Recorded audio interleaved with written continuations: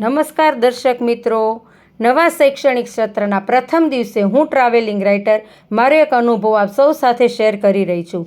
આજથી 25 વર્ષ પહેલાંની આ વાત છે. મારી પહેલી એપોઇન્ટમેન્ટ શહેરની એક બોય સ્કૂલમાં થઈ હતી.